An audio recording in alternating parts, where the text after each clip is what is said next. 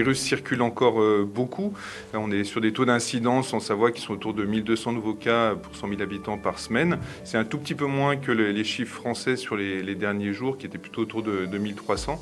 Mais on voit encore beaucoup de gens tomber malades autour de nous. On a beaucoup de professionnels touchés et ça a un impact sur le fonctionnement de l'hôpital. Donc le virus est bien là et accompagné aussi du virus de la grippe qui rend beaucoup de gens malades. Donc c'est la raison pour laquelle, notamment à l'hôpital, on continue à mettre en place des mesures de protection. On continue à porter un masque dès qu'on est au contact des patients ou dans des secteurs où les patients circulent pour les protéger. Depuis ce week-end, on a eu pas mal d'admissions. C'est surtout des personnes très âgées qui sont fatiguées, donc qui ne font pas de Covid grave, mais qui sont bien fatiguées, et quelques personnes quand même immunodéprimées ou non vaccinées encore, qui font des formes plus graves. Et donc on a environ 70 patients hospitalisés pour Covid dans les services de médecine. Par contre, on a vraiment très peu de patients dans les services de soins intensifs et réanimation. C'est 5 patients au total, dont une partie qui sont là depuis plusieurs mois en fait. Clairement, c'est le relâchement des mesures il y a quelques semaines qui fait que les virus circulent presque librement d'une personne à l'autre. Et puis BA2, qui est le variant d'Omicron qui est actuellement prédominant, est encore plus contagieux que tous ses prédécesseurs. Et donc ce qui explique qu'il se dissémine aussi facilement. Le vaccin reste toujours aussi efficace pour prévenir les formes graves. Encore une fois, on le voit avec le peu de patients qu'on a hospitalisés en réanimation. Néanmoins, on voit que son efficacité s'estompe au fil du temps, notamment chez les personnes les plus âgées et les plus fragiles. Et c'est la raison pour laquelle maintenant on recommande une 4e dose de vaccin, un 2e rappel précisément, pour les personnes de 60 ans et plus. Donc c'est vrai que c'est important, notamment pour ces personnes-là, de faire cette vaccination dans les jours et semaines qui viennent. Encore une fois, il y a beaucoup de virus qui circulent. On a encore beaucoup de personnes fragiles hospitalisées, donc c'est un moyen d'éviter que ces personnes arrivent à l'hôpital. Et puis après, on peut espérer quand même avec l'été que le virus circule de moins en moins et qu'on soit tranquille pendant quelques mois. Ensuite, on verra à l'automne si on a besoin de faire une nouvelle vaccination avec cette fois-ci des vaccins adaptés aux nouveaux variants qui pourraient circuler.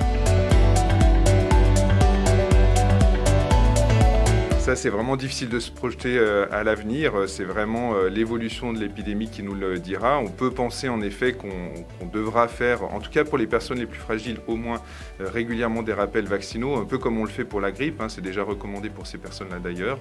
Mais ça, c'est vraiment difficile à l'heure actuelle de faire des plans sur les mois et années qui viennent. Maintenant, le vaccin est très facilement accessible chez la plupart des professionnels libéraux, les médecins généralistes, les pharmaciens, les infirmiers de ville. Par contre, il n'y a plus de centres de vaccination. L'organisation était lourde et n'est plus nécessaire. Donc il faut se tourner vers son médecin généraliste ou son pharmacien qui pourra vous aiguiller. Tout à fait. Alors, c'est un traitement qui s'appelle le Paxlovid, qui est un traitement disponible par voie orale en comprimé, que peuvent prescrire tous les médecins généralistes, même si c'est un petit peu contraignant. Et l'intérêt, c'est que ce traitement est un antiviral qui s'utilise très tôt dans les premiers jours de la maladie et qui permet d'éviter d'évoluer vers des formes graves. Donc, c'est surtout à destination des personnes les plus fragiles, notamment celles qui ne sont pas vaccinées. Donc, si on fait un diagnostic de Covid chez ces personnes-là, si elles ont des symptômes évocatrices de Covid, c'est important de faire le diagnostic rapidement de Covid et éventuellement de prendre ce traitement qui, encore une fois, peut vraiment limiter le risque d'évoluer vers une situation qui devra conduire à l'hôpital, voire en réanimation. Donc c'est un message important, on n'en utilise sans doute pas suffisamment parce que les gens connaissent peu, mais pensez à ce traitement qui peut sans doute sauver des vies. C'est un traitement qui est antiviral, donc il empêche vraiment la multiplication du virus. Il bloque une certaine étape de fabrication du virus à l'intérieur du corps. Donc c'est vraiment le premier traitement créé spécifiquement pour le Covid.